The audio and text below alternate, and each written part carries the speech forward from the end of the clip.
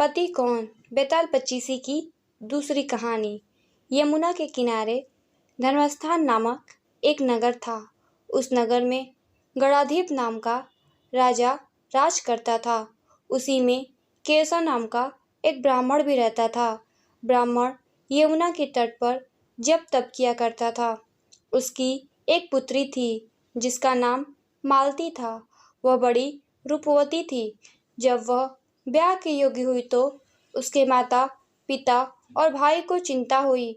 संयोग से एक दिन जब ब्राह्मण अपनी किसी यजमान की बारात में गया था और भाई पढ़ने गया था, तभी उनके घर में एक ब्राह्मण का लड़का आया। लड़की की माँ ने उसके रूप और गुणों को देखकर उससे कहा कि मैं तुमसे अपनी लड़की का ब्याह करूंगी। होनहार की बात की उधर ब्राह्मण पिता को भी एक दूसरा लड़का मिल गया और उसने उस लड़के को भी यही वचन दे दिया।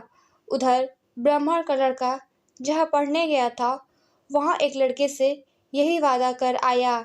कुछ समय बाद बाप बेटे घर में इकट्ठे हुए तो देखते क्या है कि वहाँ एक तीसरा लड़का और मौजूद है। दो उनके साथ आए थे। अब क्या हो?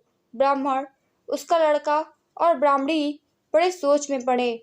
दैवयोग से हुआ क्या कि लड़की को सांप ने काट लिया और वह मर गई। उसके बाप भाई और तीनों लड़कों ने बड़ी भाग दौड़ की। जहर झाड़ने वालों को बुलाया पर कोई नतीजा न निकला। सब अपनी अपनी करके चले गए। दुखी होकर वे उस लड़की को शमशान में ले गए और क्रियाकर्म कर आए। तीनों लड़कों में से एक ने तो उसकी हड्डियां चुन ली और फकीर बनकर जंगल में चला गया। दूसरे ने राख की गठरी बांधी और वहीं झोपड़ी डालकर रहने लगा। तीसरा योगी होकर देश में घूमने लगा। एक दिन की बात है, वह तीसरा लड़का घूमते घामते किसी नगर में पहुंचा और एक ब्राह्मणी के घर भोजन करने बैठा। जैसे ही उस घर की ब्राह्मणी भोजन परोसने आई कि उसके छोटे लड़के ने उसका आंचल पकड़ लिया। ब्राह्मणी से अपना आंचल छुड़ाता नहीं था। ब्राह्मणी को बड़ा गुस्सा आया। उसने अपने लड़के को झिड़का, मारा पीटा, फिर भी वह न माना तो ब्राह्मणी ने उसे उठाकर जलते चूल्हे में पटक दिया। लड़का जलकर राख हो गया। ब्राह्मण बिना भोजन किए ही उठ खड़ा हुआ। घर वालों ने बहुत कहा पर वह भोजन करने के लिए राजी न हुआ। उसने कहा, जिस घर में ऐसी राक्षसी हो उसमें मैं भोजन नहीं कर सकता। इतना सुनकर वह आदमी भीतर गया और संजीवनी विद्या की पोथी लाकर एक मंत्र पढ़ा।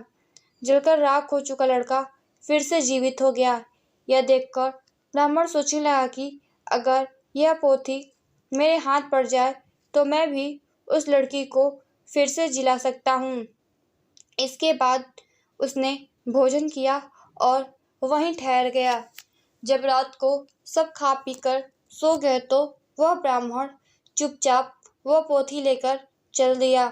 जिस स्थान पर उस लड़की को जलाया गया था वहां जाकर उसने देखा कि दूसरे लड़के वहां बैठे बातें कर रहे हैं। इस ब्राह्मण के यह कहने पर कि उसे संजीवनी विद्या की पोथी मिल गई है और वह मंत्र पढ़कर लड़की को जिला सकता है, उन दोनों ने हड्डियां और राख निकाली। ब्राह्मण ने जैसे ही मंत्र पढ़ा वह लड़की जी उठी। अब तीनों उसके पीछे आपस में झगड़ने लगे। इतना कहकर बेताल बोला, राजा बताओ कि वह लड़की किसकी स्त्री होनी चाहिए। राजा ने जवाब दिया, जो वहां कुटिया बनाकर रहा। बेताल ने पूछा, क्यों? राजा बोला, जिसने हड्डियां रखी वह तो उसके बेटे के बराबर हुआ। जिसने विद्या सीखकर जीवनदान दिया वह बाप के बराबर हुआ। जो राख लेकर रमा रहा वही उसकी हकदार है। राजा का यह जवाब सुनकर बेताल फिर पेड़ पर जा लटका और राजा को फिर लौटना पड़ा। और जब वह उसे लेकर चला तो बेताल ने तीसरी कहानी सुनाई।